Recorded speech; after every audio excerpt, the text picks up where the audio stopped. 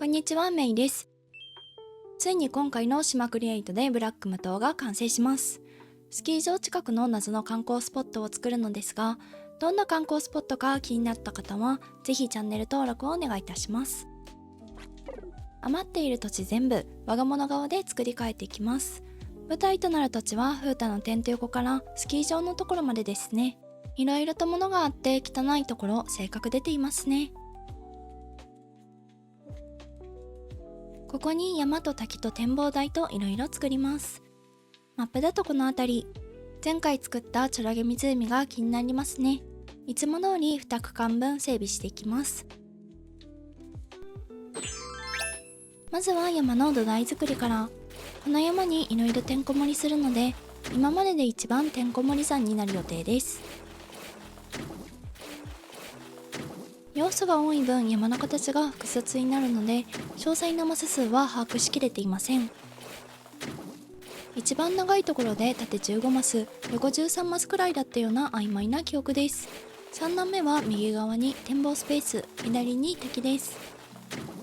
展望台は縦横5マス程度だったような、かなり悩みながら作ったので記憶がいろいろと改ざんされていますね。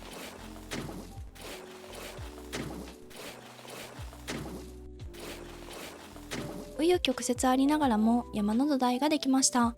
滝などいろいろ作っていきます。先人の教えで上から作れと学んだので上から作っています。滝の吹き出し口に洞窟を正面向きに、滝にかぶせるように洞窟を後ろ向きにかぶせるといい感じになるような気がします。遠くから見ると水が滝から出ているように勘違いしてしまいますね。山はこんもり感が欲しいので広葉樹がメインです。木が植えられないところは低木で、展望デッキは柵が必須。柵を囲えば何もなくても意味ありげに見えるからというしょうもない理由もあります。丸太の柵に合わせて丸太の階段。山道といえば木ですよね。期待を裏切らないいい雪の積もり方です。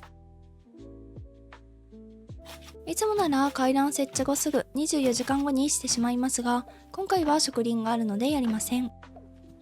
2段目にも滝をこんにちはさせていきます。細長く3段目とつなげます。洞窟下も掘りたいですね。ついに最終回で出てきてしまった水の舞デザイン。敷くつもりはなかったのにおかしいなぁと思いつつ、思い通りの川ができなかったため頼りにしました。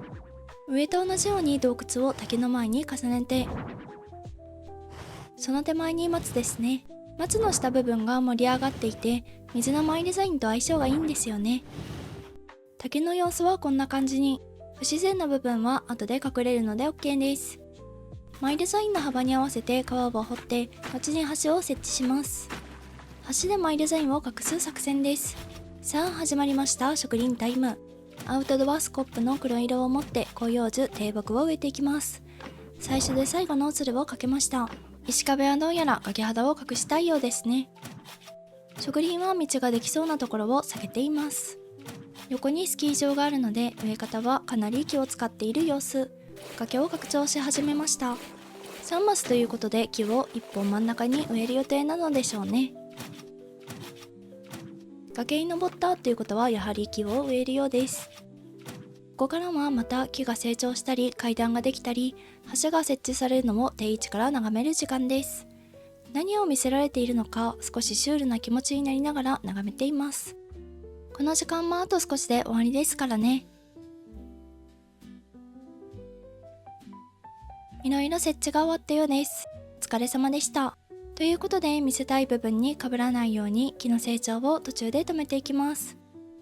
山の形になるように植えたり変えたりします。主張の激しい広葉樹は後ろに下がらせます。ポッケにしまっておいた木を植えて、隙間が気になっていたところにいろいろ配置。ストーンヘンジは初めて使いました。なだらかな山になりました。この空いている部分は後で作ります。橋、階段、奥の道とつなげるのにかなり苦戦した場所です。無理につなげない、それが先人の教えでした。道は1段目までです。上はマイデザインをつけません。丸太の柵を左から右へ流れるように設置。柵の内側には事前に雑草などを植えておきます。柵で囲った後は面倒ですからね。誰かが運んだ観光望遠鏡、椅子を置いて休憩もできるアピール、重複おやつは欠かせませんね。展望デッキの完成です。滝横を歩き、山を登り、海を見る。なんて階段の贅沢使いなんでしょうか。正面から見るとこんな感じに仕上がりました。最後に余ったスペースを作って終わりです。風太のテント裏からプライベートビーチまでの隙間ですね。ここはさっきの景観を崩さないように慎重に作業します。と言っておりますが、木に囲まれているだけの土地にします。左が針葉樹、右が広葉樹とバッチリ分かれているので、それがミックスされる感じですね。山の谷になるような感じにしたいので、ゴリゴリに成長止めも使っています。山の奥は神秘的な雰囲気にしたいので、ストーンアーチを置いて、道の真ん中は雑草や化石が出てこないように透明なマイデザインを敷いておきます。人が踏みしめた土地以外は雑草などを多めに生やして人石未踏の土地とします。鶴のランプを置いてなぜか奥へ導かれている雰囲気に。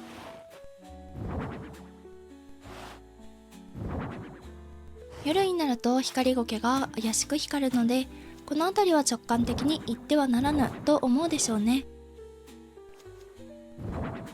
テント裏からビーチに続く道ができました。特に何もビーチからやってきませんが、何かがやってきそうな雰囲気です。テント裏から見るとこんな感じ。